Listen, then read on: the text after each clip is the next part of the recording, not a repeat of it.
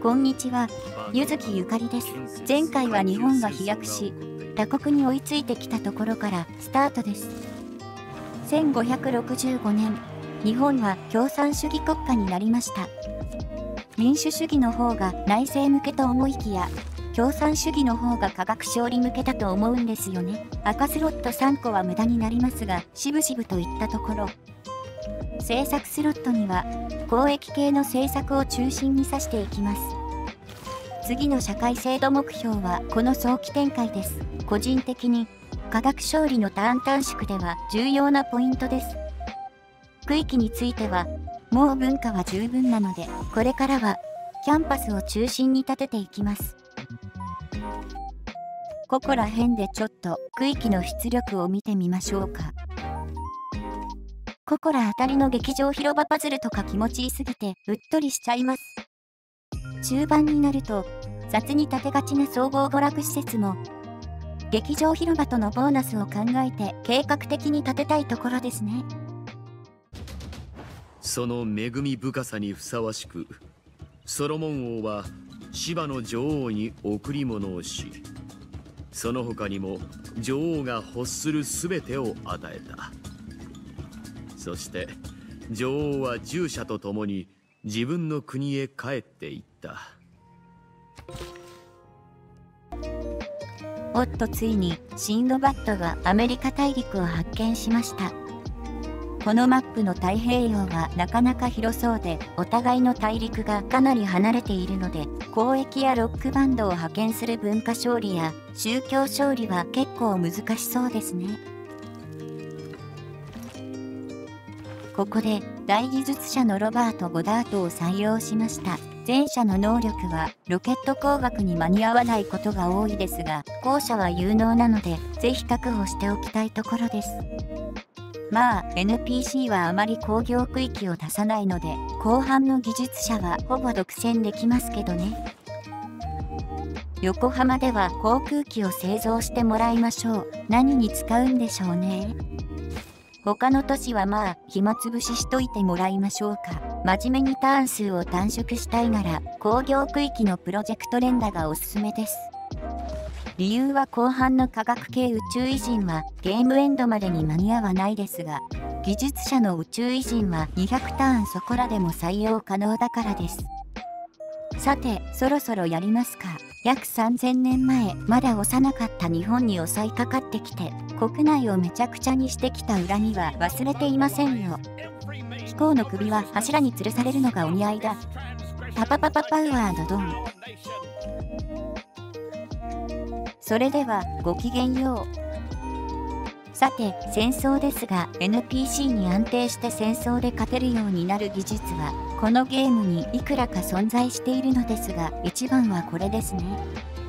NPC はおバカなので、射程外から攻撃されると反撃する術をほぼ持ちませんし、基本的に後半の戦略資源を改善しに行かないので、航空機は出せないことが多いです。あ、そうだ。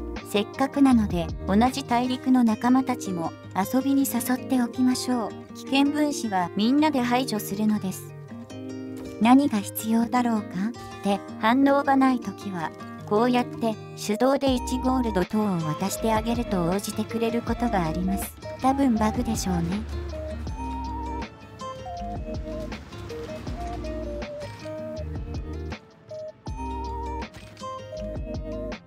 ということで、横浜の西の箱根あたりですかね。ここは日本の土地なので返してもらいます。南西に見える伊豆パースも不当に奪われた日本の領土です。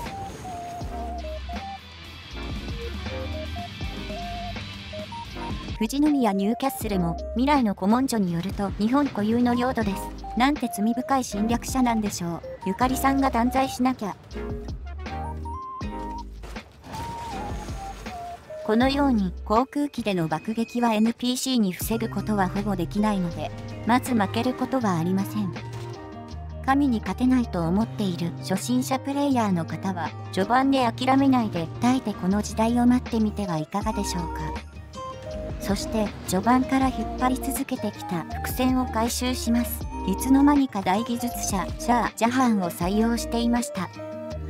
そして雪原のキャンパスにはオアツラへ向きに空地が1タイル。ここに建てますはそうアムンゼン・スコット基地、略してアムスコ基地。生産力と科学力が全都市にそれぞれプラス 10% とプラス 20% されます。しかも条件付きでさらに2倍。雪原の都市だと生産力が出ず遺産が建てられないので、こうして遺産維持を待つ必要があったんですね。科学的見地に基づいたリーダーシップならスコット、速さと効率を求めるならアムンゼン。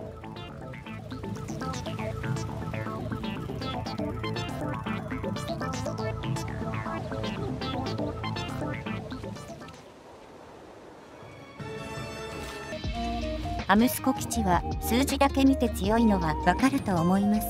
これのために中盤から雪原の空き地を探しておいて都市を出しておくと良いでしょう。そして時代は黄金原子力時代。本当は戦争の公約を取りたいところですが、所詮科学勝利するまでの暇つぶしなので上記の鼓動でいきましょう。ちなみに内政の方はというと、裏ではキャンパスを建てつつ大量生産したスパイでひらめきを取りに行ってます。今回は出遅れがひどかったのでひらめきが大量に入手できました。科学勝利の原子力時代政府は統合テクノクラシーです。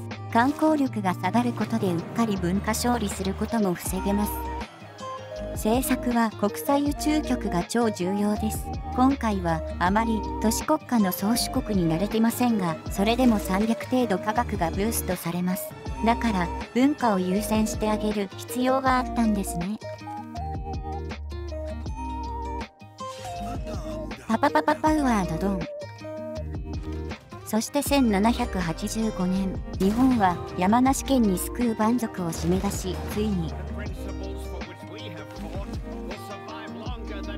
富士山は日本のものです。それではごきげんよう。ここまでやる必要あったのだろうかと思う視聴者もいるかもしれません。しかしゆかりさんは思うのです。虫けらを蹂躙するのってとっても気持ちいいです。じゃなくてアジアの諸国を植民地化して米国の脅威に対抗する自衛力を保持しないといけませんからね。ということで、あとは各国を塗り絵しつつ裏でロケット打ち上げを進めるだけなのでダイジェストでお送りします。クリーさんお久しぶり。では滅ぼうか。ちなみに NPC は終盤の生産力がいまいちだったり、なぜかロケット発射のプロジェクトを行ってこなかったりと、あまり科学勝利を狙いに来ることがありません。じゃあ文化勝利はどうかというと、この局面で我が国の文化力は 1202.3 です。文化勝利において観光力が攻撃力だとしたら文化力は防御力です。防御力1200の鉄壁ジャパンに対して観光で勝利するのはほぼ無理なので放っておいても大丈夫です。問題は宗教勝利です。こうやって塗り絵しているとうっかり国を滅ぼした拍子に宗教統一されてしまうことがあります。これだけは要注意です。対策としては国を滅ぼすところまで追い詰めないことですね。忠誠度保てそうな一都市が残せそうだったらなるべく慈悲をかけてあげましょう。そして時は流れアメリカに奇襲します。貴公の首は柱に吊るされるのがお似合いだ。パパパパパウアードドン。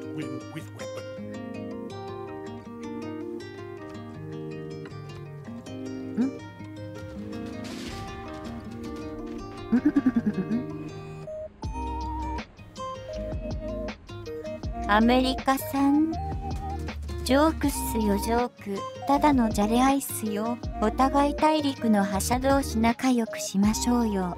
アマちゃんが。かつて祖先がそうしたように、我らも未知の領域に向かって突き進む。先駆者を待ち受けていたのは苦難の道だった。だがそれでも我が民は繁栄した。今あなたに導かれ、我らはさらなる地平線を目指す。新天地に我らの文明を築くために。ということで296ターンで科学勝利です。いやー、こんなターン数でも勝てるんですね。スコアを見るとアメリカに逆転したのは250ターン前後、相当置いていかれてましたね。アメリカ大陸に残っていた2文明はマンサムーサとクペはおそらく立地事故で即死ですね。もしかしたらバート2の海を渡っていた蛮族開拓者は。そしてこれが最終的な首都近郊の様子。今回ターン数こそ遅かったですが、このパズルの完成で疲れも吹っ飛びますね。ということで本シリーズは以上で終わりです。次回はポケモン始皇帝の動画を予定しております。ご視聴ありがとうございました。いいね、高評価よろしくお願いします。よろしかったらフォローやチャンネル登録もしていってね。それではバイバイ。